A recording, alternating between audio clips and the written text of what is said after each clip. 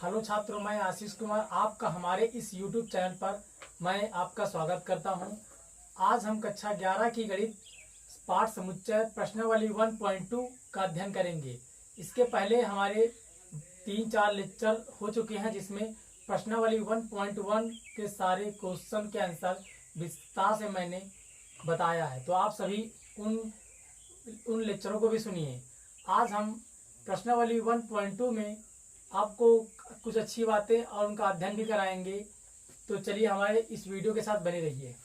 देखिए, पहला क्वेश्चन कह रहा है निम्न में कौन से रिक्त समुच्चय है। आप सबसे पहले ये जानें कि ये रिक्त समुच्चय क्या है। तो रिक्त समुच्चय वह समुच्चय होता है जिसमें कोई भी अवयव ना हो। रिक्त का मतलब होता है खाली, तो रिक्त समुच्चय वो होता है जिसमें एक भी अवयव ना हो, वह आपका रिक्त समुच्चय है। जैसे फाई एक हमारा रिक्त समुच्चय कहलाता है। आप ये हमेशा ध्यान रखिए, एक नंबर में पेपर में आ जाता है कि फाई कैसा समुच्चय है, तो फाई एक रिक्त समुच्चय है। रिक्त के बाद एक आपका प्रश्न पूछते हैं कि रिक्त समुच्चय क्या होता है। तो रिक्त समुच्चय वो होते हैं जिनमें एक भी अवयव न हो, वे आपके रिक्त समुच्चय कहलाते हैं। फिर परिमित समुच्चय क्या होंगे। परिमित का अर्थ होता है निश्चित। तो जिन समुच्चयों में संख्याएं निश्चित हों, जिन समुच्चय में जो संख्या अर्थात अवयव जो होते हैं वो निश्चित हों, वे हमारे परिमित समुच्चय कहलाते हैं। जैसे मैंने कह दिया उदाहरण में 1 से लेकर 10 तक की संख्याएं ये आपकी निश्चित है। इसके पहले मैंने जो पहला लेक्चर हमारा था समुच्चय का, इसमें मैंने बहुत ही अच्छी तरीके से बताया था कि समुच्चय क्या होते हैं। समुच्चय का अर्थात होता है, इसका मतलब सेट का मतलब जिनमें सेट जो होते हैं उनकी संख्या निश्चित होती है, वो हमारे सेट कहलाते हैं, समुच्चय कहलाते हैं। तो आपका परिमित समुच्चय वही है कि जिन समुच्चयों में संख्या या अवयव निश्चित होते हैं उन्हें हम परिमित समुच्चय कहते हैं। उन्हें हम परिमित समुच्चय कहते हैं। तो आपका इसमें लास्ट हेडिंग ये पूछी जाती है अपरिमित। अब आप तो समझ गए होंगे, अगर परिमित का मतलब निश्चित होता है तो अपरिमित का मतलब होता है अनिश्चित। तो ऐसे समुच्चय जिनमें अवयवों की संख्या निश्चित नहीं होती है वे हमारे अपरिमित समुच्चय कहते हैं। जैसे अगर आपसे हम कह दें कि हमारे देश में जीवों का समुच्चय, तो बहुत से जीव हैं, इन्हें आप निश्चित नहीं कर सकते।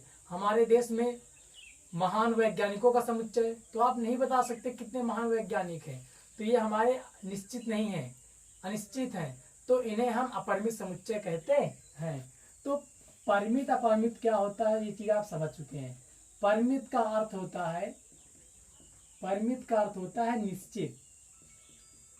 परिमित का अर्थ होता है निश्चित और अपरिमित का अर्थ होता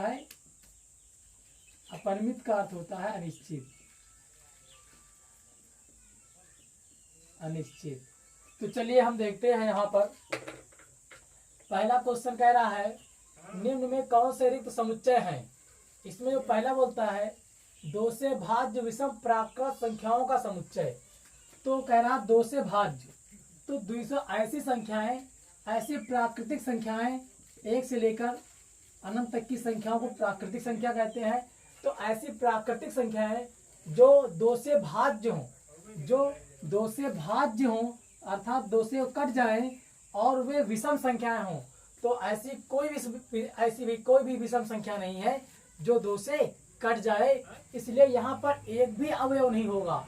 तो ये बताइए, अगर हम 2 से वही संख्या करती हैं जो आपके सम संख्या होती हैं, लेकिन यहाँ पे विषम संख्या की बात की है, तो अगर हम कहते 3, 5, 7, 9, 11 ये आपके 2 से नहीं कटेंगी, इसलिए आपका क्या हो जाएगा, ये आपके 2 से नहीं कटेंगी। और इसमें बात की गई है कि ऐसी विषम प्राकृतिक संख्या है जो 2 से भाज्य हों। तो एक भी ऐसी कोई संख्या नहीं होगी जिसमें 2 से भाग करने पर वो पूरी संख्या कट जाएगी, इसलिए यह आपका रिक्त समुच्चय कहलाएगा।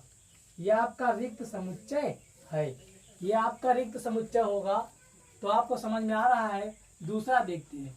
कह रहा दूसरा क्वेश्चन, सम अभाज्य संख्याओं का समुच्चय। तो सम अभाज्य संख्याओं का समुच्चय, तो कह रहा है ऐसा समुच्चय जिसमें सम संख्या हो और अभाज्य संख्या हो। तो सम संख्या और अभाज्य संख्या एक ही है आपका, वो है 2। एक ही है, वो है 2।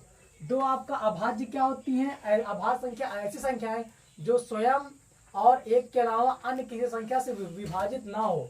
तो आपकी वो 2 हो गई, 3 हो गया, 5 हो गया, 7 हो गया। लेकिन यहाँ पे कह रहा है अभाज्य तो हो लेकिन वो सम संख्या हो। तो हमारे गणित में मात्र 2 ही एक ऐसी संख्या है जो सम है और अभाज्य संख्या है। तो देखिए इसमें आपका एक अवयव आ गया है, तो इसलिए यह आपका रिक्त समुच्चय नहीं है। रिक्त समुच्चय नहीं है, रिक्त समुच्चय नहीं है। चलिए अगला देखते हैं।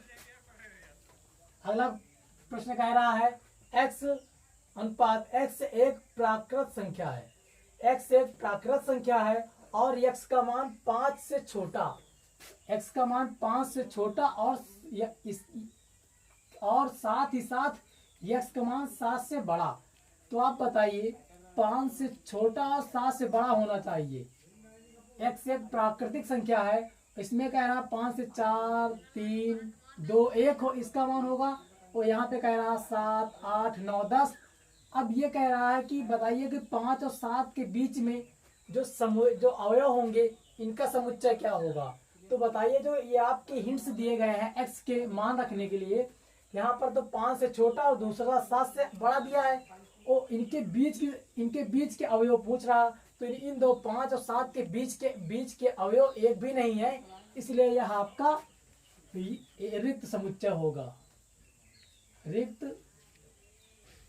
समुच्चय होगा, इसलिए यह आपका रिक्त समुच्चय होगा। चौथा देखते हैं, y किन्हीं भी 2 समांतर रेखाओं का उभयनिष्ठ बिंदु है।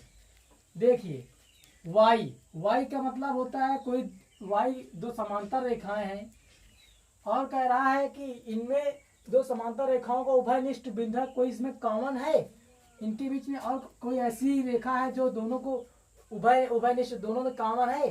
तो ऐसी कोई भी रेखा रहेगी जो दोनों रेखाओं में कॉमन है, अर्थात एक भी नहीं है, इसलिए आपका रिक्त का मतलब खाली समुच्चय आपका। तो रिक्त समुच्चय है, रिक्त समुच्चय है। तो आपका पहले प्रश्न के जो भी आपके इसमें छोटे छोटे थे सारे हो गए हैं। प्रश्न नंबर दूसरा देखते हैं, निम्न समुच्चयों में कौन परिमित और कौन अपरिमित है। तो इसमें परिमित अपरिमित मैंने बताया कि जो जिनमें अवयव निश्चित होते हैं वो परिमित होते हैं और जो अनिश्चित होते हैं वो अपरिमित होते हैं। तो अब देखते हैं पहला देखते हैं वर्ष के महीनों का समुच्चय। वर्ष में जितने भी महीने होते हैं वे आपके निश्चित होते हैं, इसलिए आपका परिमित होगा। इसलिए आपका क्या हो जाएगा? परिमित होगा। परिमित है, यह आपका परिमित है। दूसरा देखिए 1 2 3 डैश, ये आपका कहाँ तक है यह बता सकते, इसमें कितने अवयव नहीं बता सकते, निश्चित नहीं है, इसलिए इसे आप लिख देंगे अपरिमित समुच्चय। अपरिमित है, अपरिमित है। तीसरा चौथा देखेंगे 100 से बड़े धन पूर्णांकों का समुच्चय। तो धन पूर्णांक क्या होते हैं? 0 से लेकर ऋणात्मक भी होते हैं और धनात्मक भी होते हैं। तो 100 से बड़े अनंत धनात्मक पूर्णांक होंगे, इसलिए यह आपका निश्चित नहीं है, इसलिए इसे हम कह सकते हैं यह आपका अपरिमित होगा। अगला दिया 99 से छोटे अभाज्य पूर्णांकों का समुच्चय। ऐसी संख्याएं जो 99 से छोटी हो और अभाज्य पूर्णांक संख्याएं हों। तो 99 से छोटे आपके 1 से लेकर 98 तक अभाज्य संख्याएं मिल जाएंगी, वो उनकी संख्या निश्चित होगी, इसलिए यह आपका परिमित होगा। इसलिए यह आपका परिमित होगा। प्रश्न नंबर तीसरा कह रहा है समुच्चयों में बताओ कि कौन परिमित कौन अपरिमित है। समुच्चयों में बताओ कि कौन परिमित कौन अपरिमित है। इसी जैसे ये आपका दूसरा था उसी तरह तीसरा भी है। कह रहा है एक्स अक्ष के समांतर रेखाओं का समुच्चय। एक्स अक्ष के का समांतर कर दें, एक्स अक्ष के समांतर रेखाओं का समुच्चय। तो एक्स अक्ष के समांतर आप क्या बता सकते हैं कि एक्स अक्ष के समांतर कितनी रेखाएं हैं? क्लियर कर सकते हैं? नहीं निश्चित कर सकते, इसलिए यह आपका हो जाएगा अपरिमित हो जाएगा, इसलिए यह आपका अपरिमित हो जाएगा। अगला, अंग्रेजी वर्णमाला के अक्षरों का समुच्चय। जो अंग्रेजी है, अंग्रेजी में जो वर्णमाला होते हैं वो आपको पता है कितनी होती हैं? 26 होती हैं, 26। तो अंग्रेजी वर्णमाला के अक्षरों का समुच्चय ये निश्चित अवयव है इसमें, इसलिए यह आपका परिमित होगा, यह आपका परिमित होगा। अगला तीसरा देखते हैं, उन संख्याओं का समुच्चय जो 5 के गुणज हैं। तो उन संख्याओं का समुच्चय जो 5 के गुणज हैं, अगर 5 के गुणज देखा जाए 5 दूनी 10, 15, 20, 25, 30, 35, 40, 45 अनंत तक है, आप बता नहीं सकते, इसलिए यह आपका अपरिमित होगा, इसलिए आपका ये अपरिमित होगा। अगला, पृथ्वी पर रहने वाले जानवरों का समुच्चय। तो हमारे पृथ्वी पर कितने जानवर हैं आप इसको निश्चित नहीं कर सकते, इसलिए यह भी हमारा अपरिमित होगा समुच्चय, ये भी हमारा अपरिमित समुच्चय कहलाएगा।